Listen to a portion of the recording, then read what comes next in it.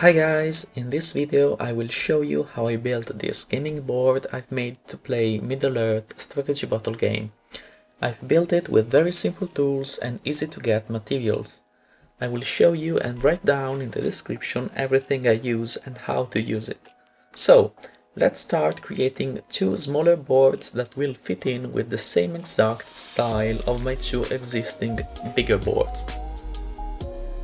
So, these are the first materials we're gonna use. These are two wooden boards that are 60 centimeters by 60 centimeters.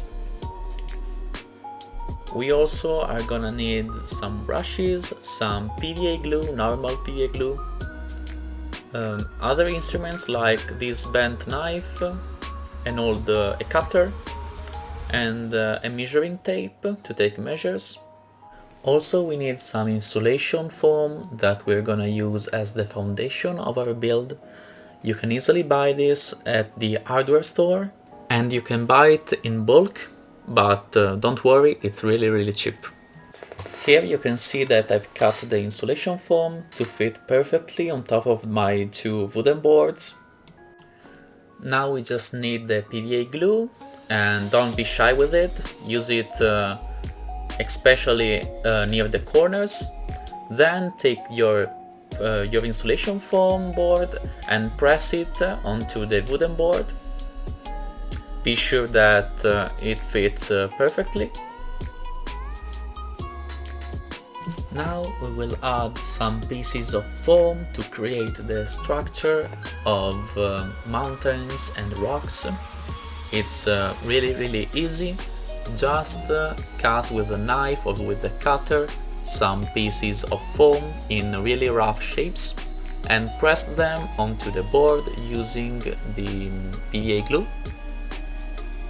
Once we've done this, we just take some heavy objects.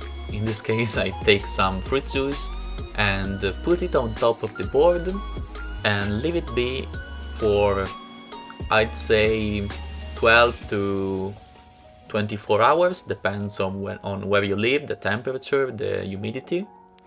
And just to be sure, I'll check it the next day after 24 hours and we're ready to go to the next step. Here I want to make some rocks made out of plaster mixed with paper. To do so, we either are gonna use a rock mold from Woodland Scenics, or we can create our own mold rock from tinfoil. It's super easy. Just crumple it up and keep it as rough as possible. After that, we're gonna use some water mixed with soap to wet the surface of both the molds.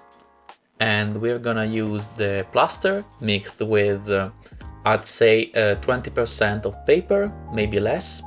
Add some water and you can use your hands to get the plaster into the molds, or if it's too liquid you can pour it directly from the bucket. After 20 to 30 minutes you can have all the rocks you need. I just made some more just to be sure.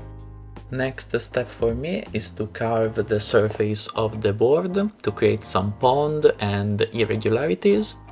To do so, I took the old bent knife and I heated it on the fire. It's really easy, just do it in a ventilated area, so open your windows. You can also use a regular cutter, it's just slower and I prefer the other method. Next one is the messier part, so be sure to cover your working area with the nylon cloth to be sure to keep it clean. I'm sorry, but I couldn't record this part since it is really messy, but it is also really easy, so just follow me along. Mix the plaster, the water and a bit of toilet paper and pour it on top of the board. Possibly create a thin layer to cover it all. Then after 2 minutes we can come back and use our wet hands to smooth out the surface. Then we can place our rocks that we made earlier and place them using some other plaster that we mixed. You can smooth out the surface as much as you want or keep it rough, the choice is yours. Depends on the type of board you do like. Now it's time to spray paint the board. Just use acrylic paint. This can be easily found in a hardware store. And use a dark color, maybe like a dark green, dark gray, dark brown. I wouldn't suggest black, but the choice is yours. Okay, now spray the color all over the board, but try to keep the rocks white, because we need them white to color them later. To color the rocks, just take some acrylic paint. The brand doesn't matter at all, you can also use some cheap craft paint. I just took a brown, a green, a grey and a yellow. You need to dilute the paint very much more than your usual miniature paint.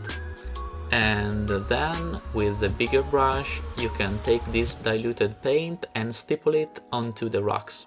You can be messy, it's very fun, you don't need to be precise at all. So have fun and enjoy this process. I also suggest you to do a bit of yellow first, then a bit of green, and maybe finish it off with the greys. Here you can add as many layers of color as you like, and you can finish whenever you feel satisfied with the result. But if you want to get a more realistic look and maybe get the same feel of the rocks that you see in the ROHAN fields, well, I suggest you to follow the order of colors that I said previously. So a yellow followed by a green, maybe also brown, followed then by a grey. So now it's time to add some dirt. It's super easy. I just took some dirt from my yard the day before and I let it completely dry. If it's not a sunny day, or if there is too much humidity in the air, you can take the dirt, put it into some tinfoil and let it dry inside the oven. Then with a large brush we apply the glue on top of the board, and don't do it all at once, just do maybe half the board if it's a small board like mine, and then sprinkle the dirt on top of it with your hands. Try to create a regular layer of dirt, and to do so I suggest you to use the glue, not very thick, but I suggest you to dilute it with a bit of water, not too much but just a bit. Now we need to wait 20 to 30 minutes for the glue, then we can come back later and start with the flocking. You can use whatever brand you like or whatever type of flocking you prefer. For example, you can use this foam flock from Woodland Scenics, or maybe some sawdust from other companies, or maybe also you can use the static grass flock. The choice is yours. To fit with the style of my existing board, I prefer to use the foam flock from Woodland Scenics, and I use two types of colors, one darker earth color and then a greenish burnt grass color. And to apply it, just take some more PVA glue, more diluted than the last time. Sprinkle the flock with your hands, and I just prefer to do one color first and then a lighter color later, so first the brown then the green. Just don't cover all the board and leave some spots where you can see the dirt underneath.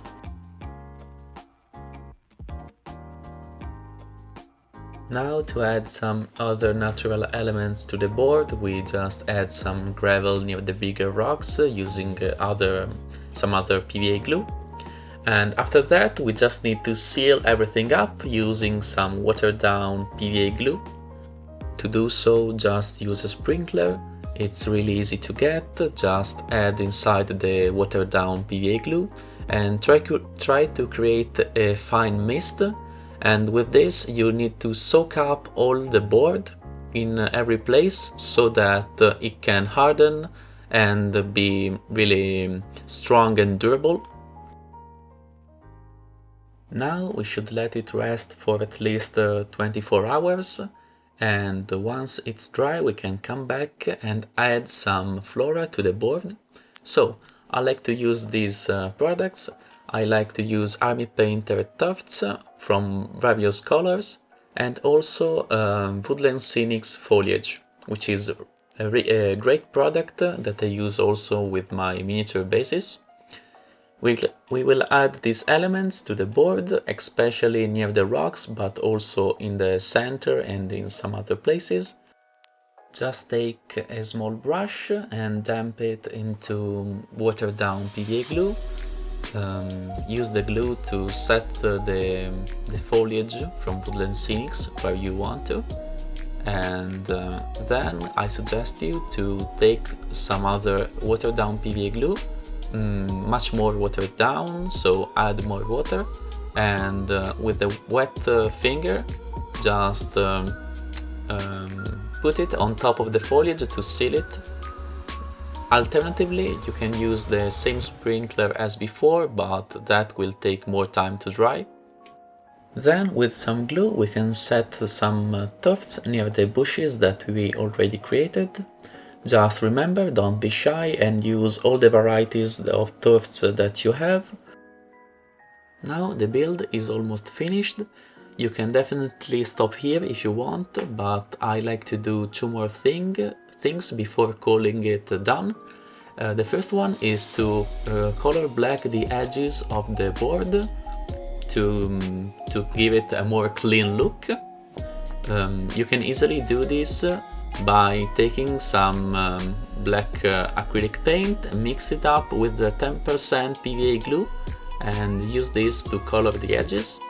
Just use a medium brush and try not to get the paint on top of the grass, but if you do, you can just correct it with some more grass and PVA glue.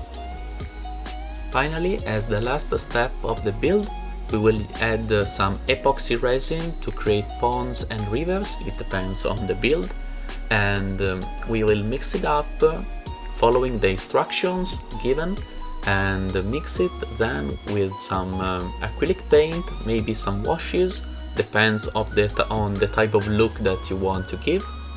And once we've mixed it up, we can pour it into the ponds or the river, and just be careful not to get it onto the grass, and let it set down for the amount of time that the producer of the epoxy resin told you. In my case, this type of Resin Pro, needs at least 12 to 20 hours to set. But after that it will become as hard as rock, so don't worry about it, and you can easily play on top of it without damaging it. Finally, we have completed the build. I'm very happy with the result, and it definitely gives me Middle-earth vibes, and I will be more than happy to play my games on top of this board. Surely in the future I will create more builds themed around Middle-earth, so tell me in the comments below if you would like to see more content like this. And this is Tabletop Landscapes. See you soon, and remember to not stop crafting.